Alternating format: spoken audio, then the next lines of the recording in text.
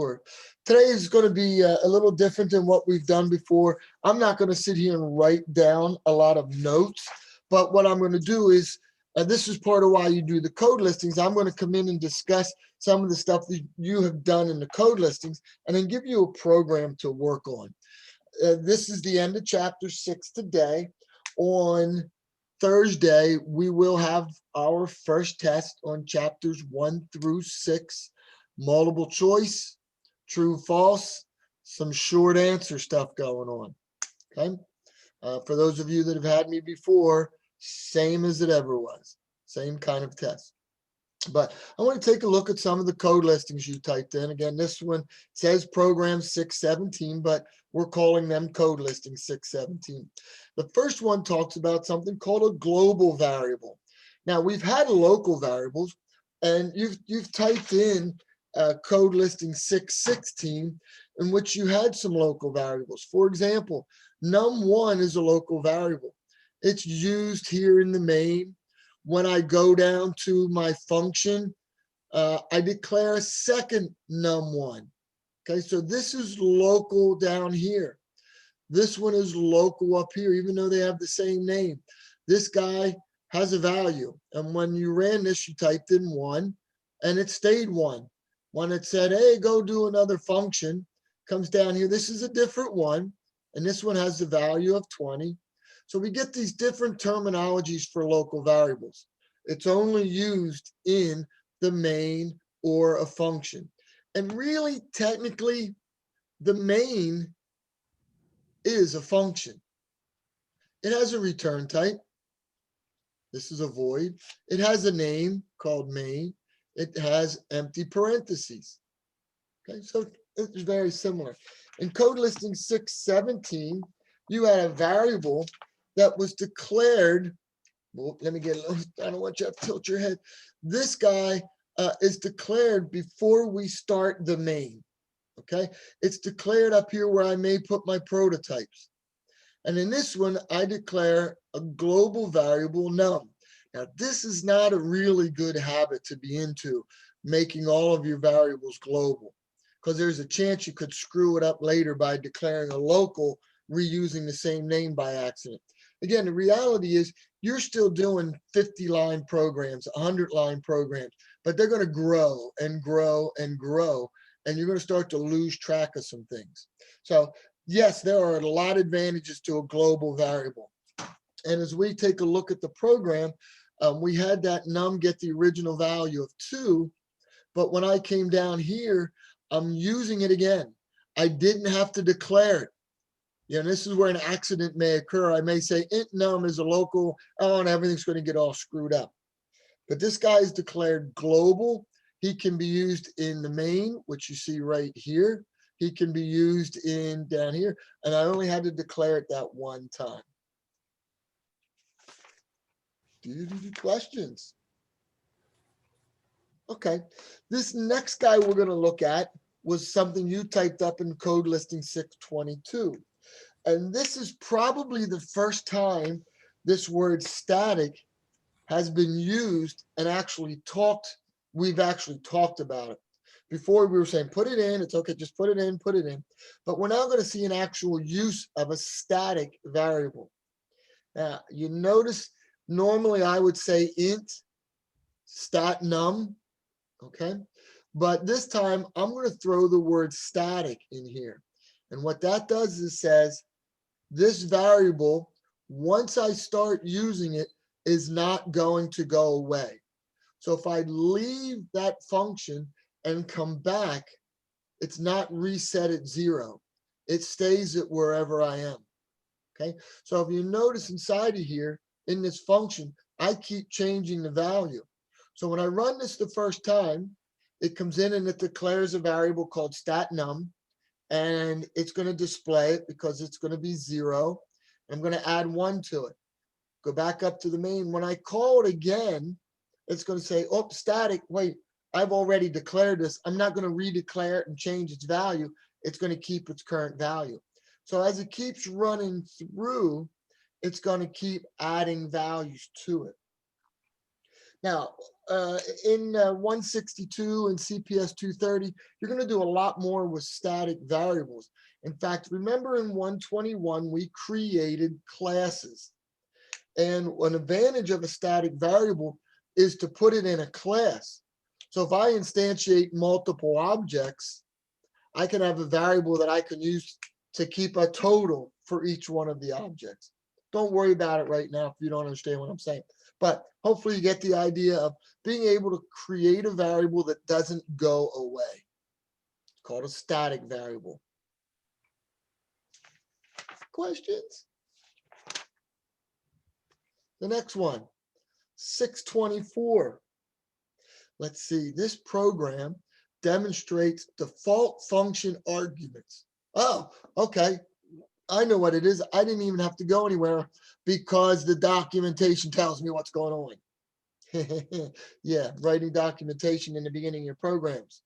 All right, so let's see what's going on here. I have a prototype, and I'm giving default values for my parameters in this parameter list. So I'm giving default values. First time I call display stars, it displays 10 stars in one row.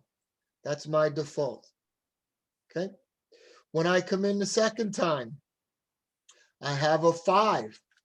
What does the 5 do? It replaces the first parameter, which is 10. The second one sticks.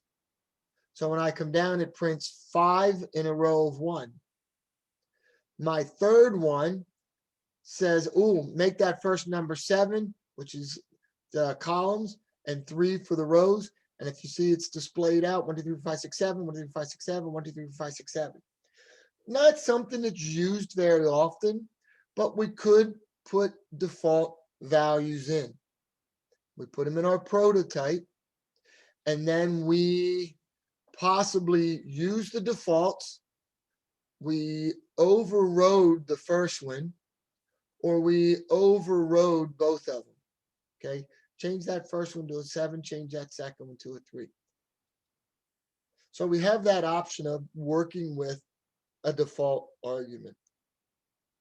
Okay, the good meat and potatoes coming out of the end of this chapter is this 626. And some of you are going, yes, finally, I like what's going on here. And that is to pass something called a reference variable. When we get to chapter 9, we're going to do a lot more with reference variables. You've heard the term reference variable already. A reference variable dealt with what data type in CPS 121? Oh no, he's making them talk. Objects. With, say again? Objects. With objects? No, go back to 120. String. Strings, right? Reference variables dealt with strings because in a string, I saved the address of where the information was. I can go and change the information, but I dealt with the thing called the address. Well, this is going to work the same way. I'm going to pass the address, so the address still comes back the same, but I'm going to be able to go to that address and change the value. Like I said, we're going to get a lot more into this in chapter 6, but it's huge right now. Why? Because instead of passing just an int and it would pass by value and the value goes down, and if it gets changed, nothing comes back. I'm now saying I'm passing by reference, which means that parameter that I send down, if it gets changed, the changes are going to stick. All right, let's see. I have int val. I say get num. All right, get num is saying pass a reference variable. So it's passing the address of value over. It's coming down to get num. It's receiving the address and it's entering the number there so that that number will in fact stick. So now I have another way to return a value. I can use a void method and make a change in a variable if I want. In fact, I could put multiple ones in here, which is what I was saying earlier. Finally, I'm getting away from either the choice of a void method or a value returning method, which only one new value could come back. Now I can get multiple values back because I'm using these things called reference variables. So I get num, here's a second one, get num, it's gonna come down and it's gonna take whatever that value was, it's gonna come in and it's gonna double it and send it back. So the first method, I enter a number like 12. That's my get num method. I then pass 12 into my double, which comes down and says, hey, just double it and send it back. This whole concept right here, good for the test, knowing how to do that, okay? But it's gonna let the changes stick. Instead of being passed by value, it's being passed by reference. And we like that, right? So yes, yes, okay. And my last note is this guy, a term that's not going to go away. It's called overloading functions, okay? Overloading function. So when it comes to overloading function, here's the terminology I use. An overloaded function is one that has the same name, but different signatures. All right. What was another way to say signature? Signature is also Arguments. parameter list, known as the parameter list. So if we take a look at these guys, we have overloaded function called square. I'm going to say square, and it's going to depend on what the signature is, which one to call. So if I say square and I put in 4, it knows to use this one, and it's going to return an int.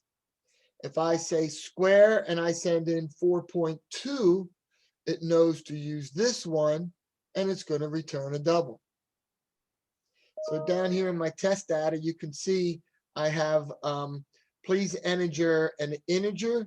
So you get the integer first and display.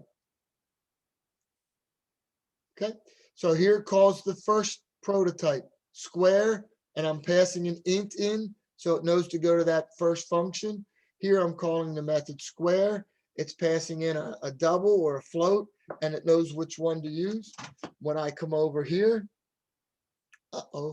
I could have had, I have int square, int number, it knows to square it and return it. Now, tell me how else I could have written this using a reference variable. I could write this same function with a reference variable. Let's see if you understood what we were doing. Tell me. Say void. Good. Square, int, Square, and number. int, and then ampersand, Yeah, number. Okay, I'd have to update the prototype, but what would I return then? I could return, Well, you don't return anything. good, It'd just be number times equals number. number times equals number. Or number equals number times number. Or number equals math.pal number comma 2 kind of idea. Okay, but now all of a sudden I'm using this reference variable, so it's a void method, and I would have to tweak on the other side, but this is a new option, right? It's a new option for us. Questions? Good. Put it all together. Now I want you to go to D2L.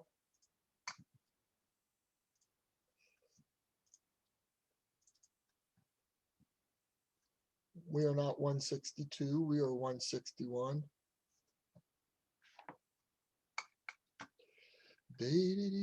Anybody else getting snow?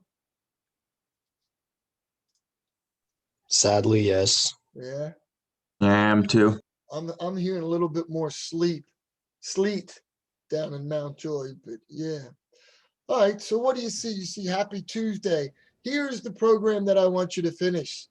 So if I click on it and I download it, I know I'm going to have to stop sharing and share again.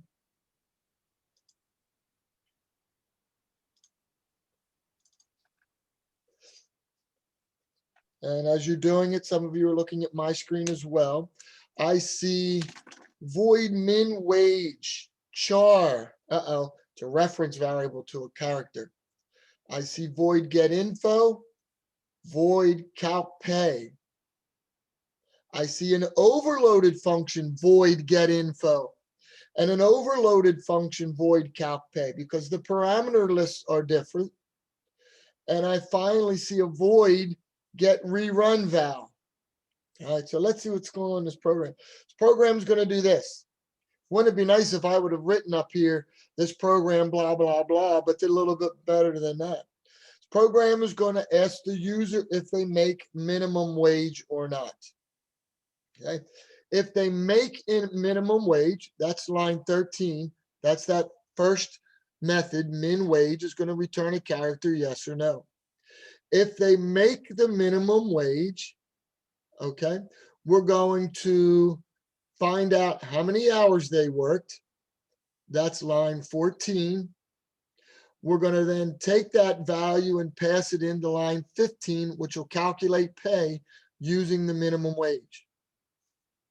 If they don't make the minimum wage, then we need to use the get info, which is going to ask for hours and wage, and then calculate the pay, sending in the hours and wage. So if I come down and look at the main, I see due min wage letter. I get a letter. If it's a Y, I call the first get info, which is going to get the hours, and I'm going to calculate the pay and display it. Otherwise, I'm going to call the second get info and calc pay, get the information and display it. Then I have get rerun. I'm going to ask the user whether they want to run again or not. It's going to return a Boolean. It's a Boolean reference variable. That's cool. If it's true, it'll run or not. So wow, the prototypes look good. There's a constant variable. The main looks good. What do you have to write? All the other Function. functions. Right, you have to write the 6 functions. So I was working on it and then I got tired and I stopped. So I thought I'll make you guys do the program.